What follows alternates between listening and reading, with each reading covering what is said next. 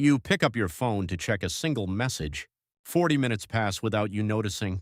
You swipe past 3 dozen short videos, forgetting the first one by the time you reach the fourth. In 2023, Gloria Mark from the University of California tracked office workers and found their average attention span on a single screen dropped from 2.5 minutes in 2004 to just 47 seconds. That is not an accident or a personal failure. It is the result of thousands of engineers optimizing software to capture your brain's prediction engine. In 1954, psychologist B.F. Skinner placed pigeons inside boxes equipped with levers. When pressing a lever yielded food every single time, the birds ate only when hungry. But when the food rewarded them randomly, the pigeons pressed the lever compulsively, ignoring everything else. Social media algorithms operate on this exact variable reward schedule. Every swipe is a lever pull.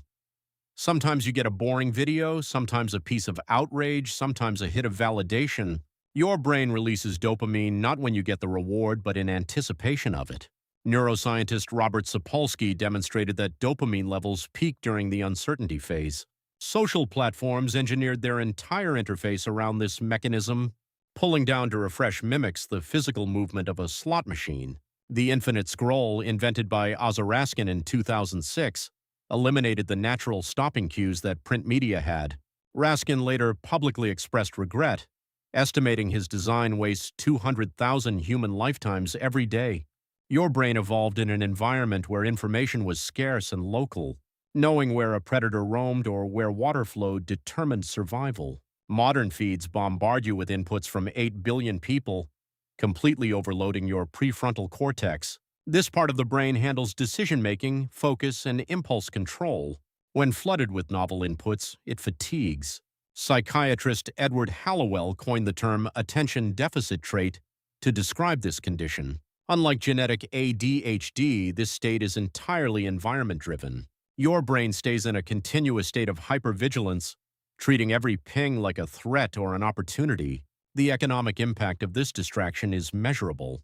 A study from the University of California, Irvine, showed that after an interruption, it takes an average of 23 minutes and 15 seconds to return to the original task.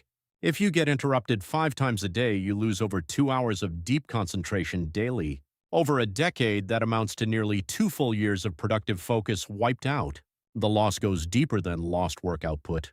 In 2010, neuroscientist Nicholas Carr published data showing that constant digital switching alters deep reading and conceptual thinking. The brain stops forming complex neural schemas, favoring quick, superficial scanning instead. You lose the ability to sit with a single complex idea for an hour without feeling physical discomfort. The technology companies know this, mechanics inside out.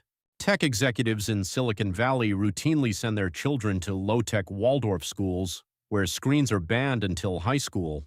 They design hyper-addictive tools for the public while insulating their own families from the product. Reclaiming control requires structural changes to your environment, not willpower. Willpower is a finite prefrontal resource that drains as the day progresses. First, remove variable rewards from sight. Turn off every non-human notification. If a message is not from an actual person needing a direct answer, it has no business pulling your focus. Second, eliminate visual triggers. Switch your display to grayscale mode. Tech platforms use specific shades of red and orange because they trigger evolutionary threat responses. Stripping the color removes the visual candy layer that pulls your eyes toward the screen. Third, introduce physical friction. Put your phone in a different room during deep work sessions. Research by the University of Texas at Austin found that even if a smartphone is turned off on your desk, its mere physical presence reduces available cognitive capacity. Your brain actively expends energy ignoring the device. Removing it from the room restores that baseline processing power. Fourth, reestablish natural stopping cues. Replace endless feeds with finite sources of information, long-form books, physical print, or curated audio. When a book chapter ends, your brain gets a natural window to stop, reflect, and transition. The goal is not to abandon technology entirely.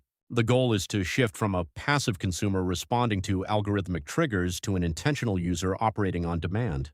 Your focus determines your ability to solve difficult problems, build long-term projects, and retain deep memory. Leaving your attention unguarded, let software companies monetize your time while leaving you with brain fog. Set the phone down in another room. Pick up a single task. Give it your undivided mind for 1 straight hour. Notice how quickly your mental clarity returns once you stop pulling the lever. The attention heist only works as long as you let them run the machine uninterrupted. Cut the wire, take back your cognitive capacity, and direct it towards something that actually matters to you.